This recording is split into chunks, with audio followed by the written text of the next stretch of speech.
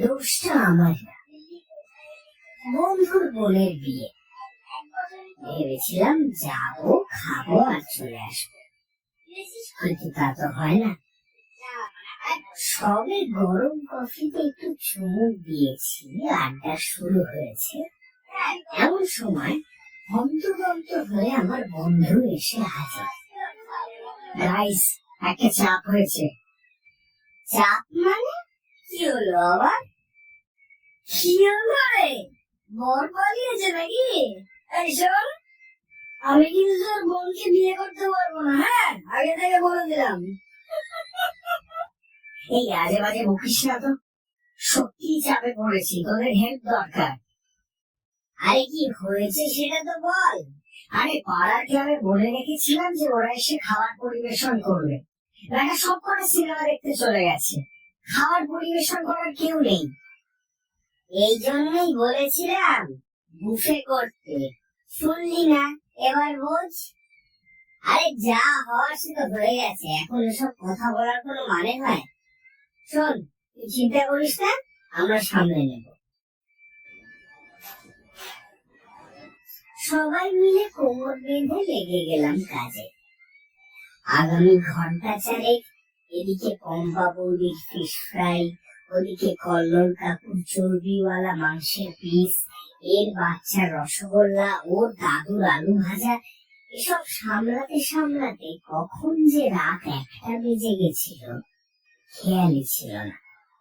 এতক্ষণ ধরে লাগাতার খাবার ঘাঁটার পরে নিজের আর বিশেষ খাওয়ার ইচ্ছে ছিল না। সামান্য দই আর মিষ্টি খেয়ে বেরিয়ে পড়লাম। বাড়ি আমায় একাই ফিরতে হবে, কারণ আমি ছাড়া আর কেউই সাউথে যাচ্ছে না। আমার বন্ধু আমায় বারবার থেকে যেতে বলল, কিন্তু পরের দিন সকালে তাড়াতাড়ি অফিস যেতে হবে, এই ট্যাক্সি ধরে চলে যাব বলে বেরিয়ে পড়লাম। কিন্তু বড় রাস্তায় বেরিয়ে দেখি কোথায় ট্যাক্সি, এমনকি এক ক্যাবও ধারে কাছে একটাও নেই। ইনফ্যাক্ট গাড়ি ঘোড়া জনমানব কিছুই নেই, রাস্তা একেবারে শুনশান। আর তারই মধ্যে শুরু হলো বৃষ্টি। সেই সকালে ফোন চার্জার থেকে খুলেছিলাম, সারা সন্ধ্যে আর চার্জ দেওয়া হয়নি। তাই ঠিক এই মুহূর্তেই ফোনের ব্যাটারি ফুরিয়ে ফোন বাবাজিও দেখে রাখলেন। ব্যাস, একেবারে সোনায় সোহাগা। বৃষ্টিতে ভেজা থেকে রেহাই পেতে একটা পানের গুমটি টিনের চালের নিচে দাঁড়াতে পেলাম। সেখানে আরেক বিপত্তি, অন্ধকারে দেখতে পাইনি ছাউনির নিচে একটা কুকুর শুয়েছিল। আর লেজে ভুল করে পা পড়তেই প্রায় লাফিয়ে রাস্তার ধারে চলে এলাম। এসে দেখি দূর থেকে একজোড়া আলো আমার দিকে এগিয়ে আসছে। একেবারে মরিয়া হয়ে রাস্তার মাঝখানে এসে দাঁড়ালাম। বাস, লরি, ট্যাক্সি, প্রাইভেট গাড়ি যাই হোক না কেন হাত তুলে দাঁড় করাবো। কিন্তু আলোটা খুব ধীরে ধীরে পড়ছে। সন্দেহ হলো এদিকেই আসছে তো, নাকি থেমে গেছে। পকেট থেকে রুমাল বার করে ভিজে মাথাটা মুছে মুখ তুলতে যাব, হঠাৎ একটা কর্কশ গলা শুনে চমকে গেলাম। কি দাদা, রাস্তার মাঝখানে নটরাজ নৃত্য দেখছেন নাকি? আমার জামা পড়লেই তো সব আমাদের দোষ। মুখ তুলে দেখি একটা মিনি বাস। এটার হেডলাইট তাহলে দেখছি না, কিন্তু এত দূর থেকে এত কাছে এক নিমেষে চলে এলো কি করে? বলছি, ঢাকুরিয়া যাবে? যাবে। বাসে উঠে পড়লাম। ভেতরটা একেবারে ফাঁকা। অবশ্য এত রাতে সেটাই স্বাভাবিক। পেছনের সিটে বসে একটা স্বস্তির নিঃশ্বাস ফেললাম। মাথাটা ভালো মোছা হয়নি। রুমাল দিয়ে মাথা মুছছি, হঠাৎ একটা বরফের মতো ঠান্ডা হাত আমার কাঁধে পড়ল। চমকে মুখ তুলে দেখি বাসের কন্ডাক্টর।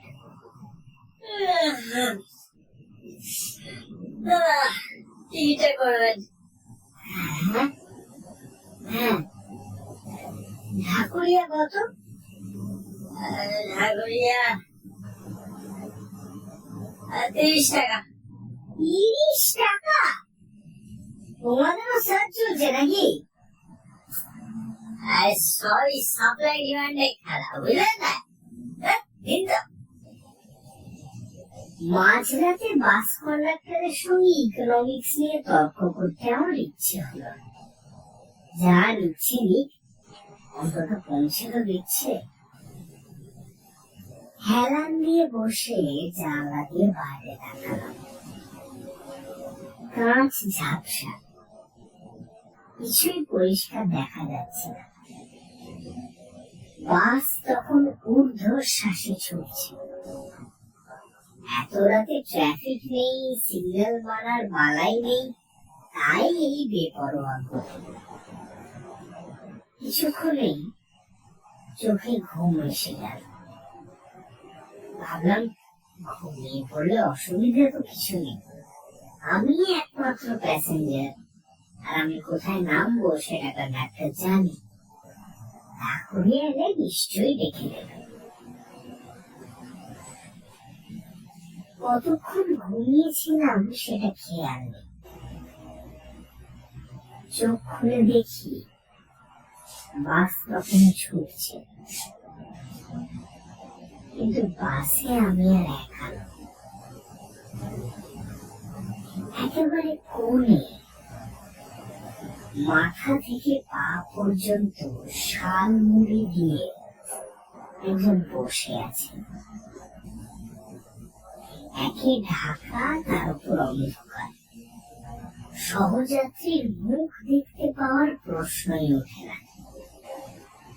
কিন্তু আমি যে ওর দিকে তাকিয়ে আছি সেটা বোধহয় উনি বুঝতে পেরেছিলেন।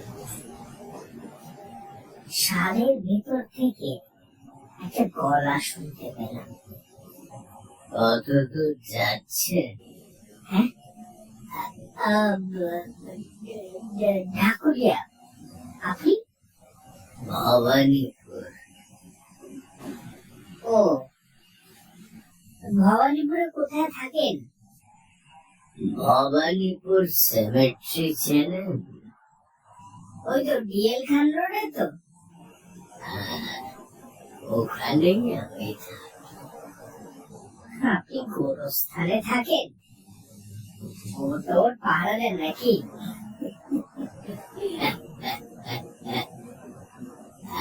তা বলতে পারেন।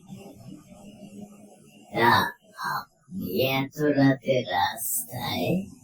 আর বলবেন না, বন্ধুর বোনের বিয়ে, সেখান থেকে বেরোতে একগাদা দেরি, তারপর বৃষ্টি, ফোনের ব্যাটারি শেষ, একেবারে যাতা অবস্থা।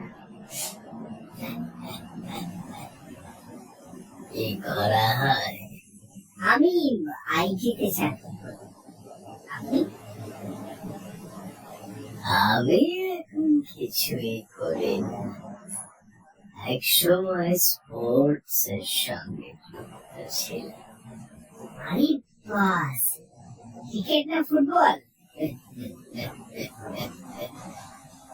ওই দুটোর কোনোটাই নয় ভাই। আমি করতাম বক্সিং। বলেন কি? বাঙালি বক্সার? ভাবাই যায় না তো। এখন তো আমাদের বক্সাররা সবাই পাঞ্জাব হরিয়ানা থেকে, তাই তো? তবে এক সময় বাঙালি শুরু করেছিল এই দেশে বক্সিং। আচ্ছা, আপনার নামটা? প্রণব রায়। বেশ, আমি অভিষেক চন্দ্র। আপনার ফ্যামিলি কি আপনার সঙ্গেই থাকে? না, সবাই ছড়িয়ে ছিটিয়ে গেছে। আমার ভাই আছে একজন, অর্ণব রায়, এ থাকে ফ্রান্সে। আচ্ছা, মানে আপনি বক্সিং এ ঢুকলেন কিভাবে? সে অনেক কাল আগের কথা। দেশে তখন ইংরেজ শাসন। আমার বাবা ঠিক করলেন আমি এবং আমার ভাই দুজনেই যাব ইংল্যান্ড লেখাপড়া করতে। তো সেখানেই আমি প্রথম বক্সিং ম্যাচ দেখি। এখন আমার চেহারা দেখলে হয়তো আপনার বিশ্বাস হবে না, কিন্তু জোয়ান বয়সে আমি বেশ তাগড়া ছিলাম। পরিচর্যার অভ্যেসও ছিল। তো বক্সিং দেখে আমার মনে হলো কিন্তু আমি পারি। ইউনিভার্সিটিতে বললাম আমি ইউনিভার্সিটি বক্সিং টিমে ঢুকতে চাই। তারা বলল, তুমি কেমন বক্সিং করতে পারো আমাদের দেখাও। বিশ্বাস করবেন না, প্রথম ম্যাচে এক লাল মুখো সাহেবকে এক খুশিতে অজ্ঞান করে দিয়েছিলাম। আরে বাস, একেবারে নকআউট? হ্যাঁ, নকআউট। তারপর আর ফিরে তাকাতে হয়। ইউনিভার্সিটি টিম থেকে প্রফেশনাল বক্সিং, এখানেও আমার জয় জয়কার। একজন ভারতীয় সাহেবদের দেশে সাহেবদের পিটিয়ে ছাতু করে দিচ্ছে, এই দেখতে ফির উপচে পড়ত। আর আমার ক্যারিয়ারের 90% ফাইট আমি জিতেছি নকআউটে। সাহেবরা আমাকে নাম দিয়েছিল, হারিকেন রয়। নিজের একটা মনে পড়ে গেল আমার এই নামটা শুনে। অনেকদিন আগে স্কুলে পড়া দুই ভাই, একজন বক্সার আর একজন দ্বিতীয় বিশ্বযুদ্ধের প্রথম ভারতীয় ফ্লাইং এক্স।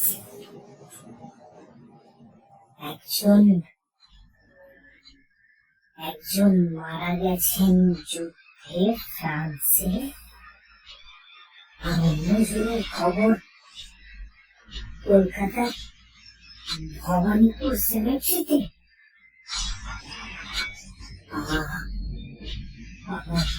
আপনি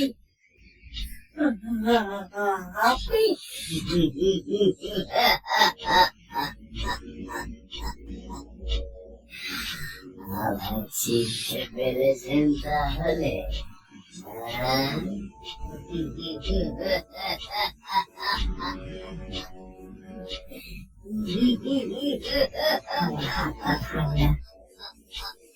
অবশ হয়ে আসছে।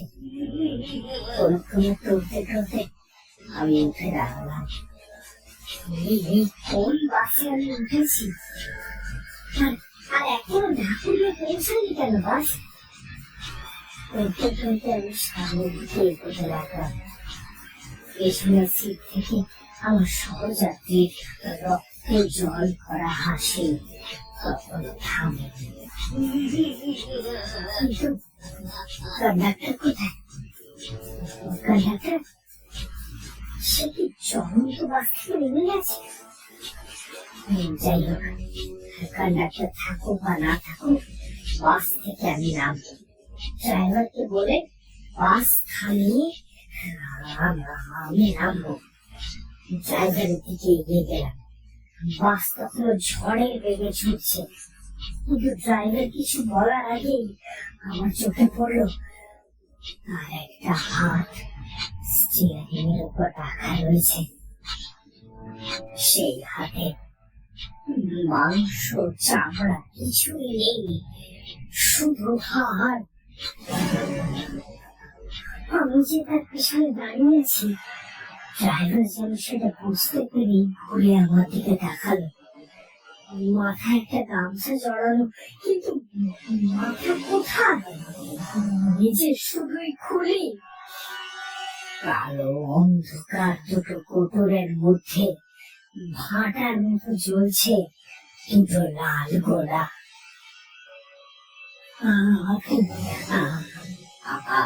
আপনি আমদানি ব্রহ্মদত্তী মরেছিল ব্রাহ্মণের হাতে। ড্রাইভার তার হাত জামার ভেতরে ঢুকিয়ে একটা বইতে ঠেলে বার করলেন।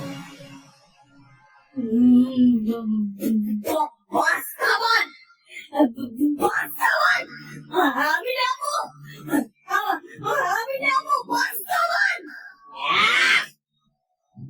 বললেই কি থামানো যায় নাকি? কন্ডাক্টর ঘন্টা না বাজালে আমি বাস থামাতে পারবো না।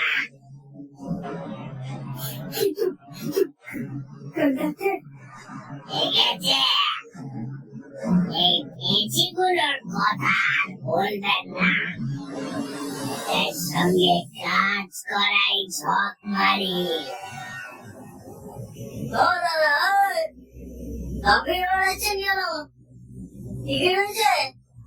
কন্ডাক্টরের গলা শুনে পেছনে ফিরে তাকালাম, কিন্তু কোথায় কন্ডাক্টর?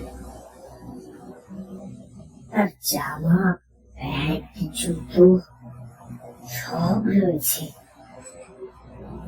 কিন্তু মানুষটার কোনো চিহ্নই নেই। কোথায় কোথায় ছিলেন এতক্ষণ? হ্যাঁ, নিজের নিজে একটু ঘুমাচ্ছিলেন। আপনাকে কি বলছিল? ভৈরব ভট্টাচ? ভৈরব ভট্টাচ কে? কে আবার? যে বাস চালাচ্ছে লোক দেখি সব বই দেওয়ার করে দেখ। আচ্ছা, বই দেওয়া দাওয়াজে নেই। শালার জন্যই আমার এই অবস্থা। আমি আতঙ্কে হীন হয়ে দাঁড়িয়ে রইলাম। কন্ডাক্টর বলে চলল, স্টিয়ারিং হলে সারার জ্ঞান থাকে না। বাস চালাচ্ছে না প্লেন চালাচ্ছে ভুলে যায়। কতবার সবাইকে সাবধান করেছি, কে শোনে কার কথা। 5 বছরের বাচ্চা হাতে মুড়ি ঠোঙা নিয়ে রাস্তা পার হচ্ছিলাম, চাপা দিয়ে দিল। ব্যাস শুরু হলো এই বৃষ্টি, লোকজন গিয়ে ফেললো।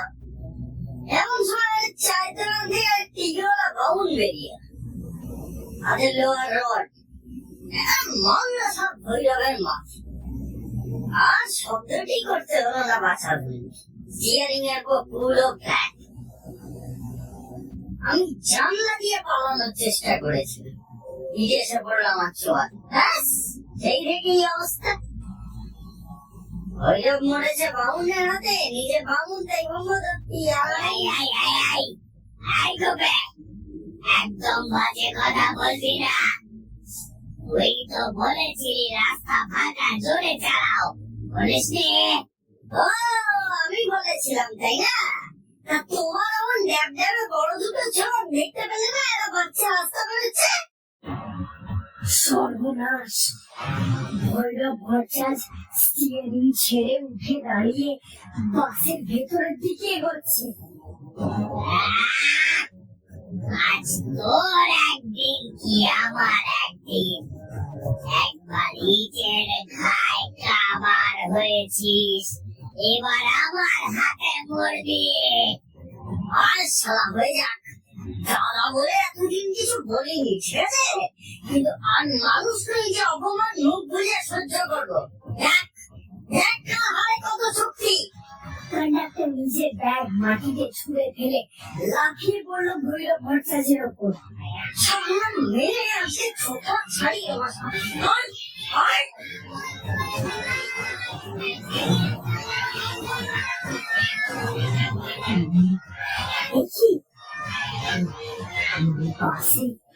বাসে এরা কারা? চারদিকে ভৌতিক কণ্ঠস্বর, হাড়ের খটাখট শব্দ। স্টিয়ারিং এ কেউ নেই, অথচ বাস ছুটে চলেছে। এবার ধাক্কা লাগবে, মিনি বাস চলবার সঙ্গে আমি। বাসের চারদিকে তাকিয়ে আমি আটকে উঠলাম। একেবারে সামনের সিটে তপন হালদারের দাদা মশাই। মাস তিনেক আগে বাজার থেকে ফেরার সময় যিনি বাসের চাকার নিচে একেবারে থেতলে গেছিলেন, তার পেছনের লোকটিও আমার খুব চেনা। আমাদের অফিসের পিয়ন চলন্ত বাস থেকে নামতে গিয়ে চাপা পড়েছিল। আমরা একজনকে চিনতে পারলাম। আমাদের কাজের লোকের 7 বছরের ছেলে রতন। সেও মারা গেছে বাস চাপা পড়ে। এদিকে বাসের ভেতরে বিকট শব্দে আর হাড়ের খটাখট শব্দে কানের তালা ধরার জোগাড়। হঠাৎ প্রচন্ড একটা শব্দ, মনে হলো মিনি বাসটা যেন কেউ তুলে একটা আছাড় মারল। আর সেই সঙ্গে আমি দরজা দিয়ে ছিটকে বাইরে পড়ে গেলাম।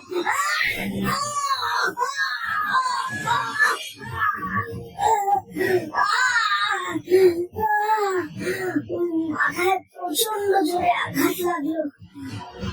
আর তারপর চারিদিকে অন্ধকার,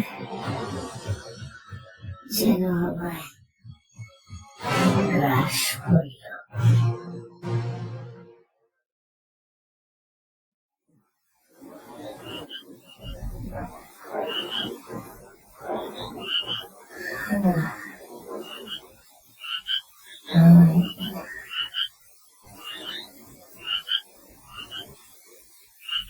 কতক্ষণ অজ্ঞান হয়ে পড়েছিলাম জানি না। জ্ঞান ফিরতে ব্যাঙের ডাক কানে আসতে বুঝলাম পুকুরের ধারে পড়েছি। কিন্তু দেহের কোথায় চোট লেগেছে বোঝার জন্য গায়ে হাত বোলাতে গিয়ে চমকে গেলাম। এক তিল মানুষ কোথাও নেই, শুধু হাড়। চোখে হাত দিতে হাত ভেতরে ঢুকে গেল, চোখ নেই। তার জায়গায় বিরাট দুটো গর্ত। আর ঠিক তখনই পেছন থেকে শুনতে পেলাম একটি পরিচিত কণ্ঠস্বর। অভিষেক বাবু, না করিয়ে থাকবে নাকি আসবেন আমার সঙ্গে ভবানীপুরে?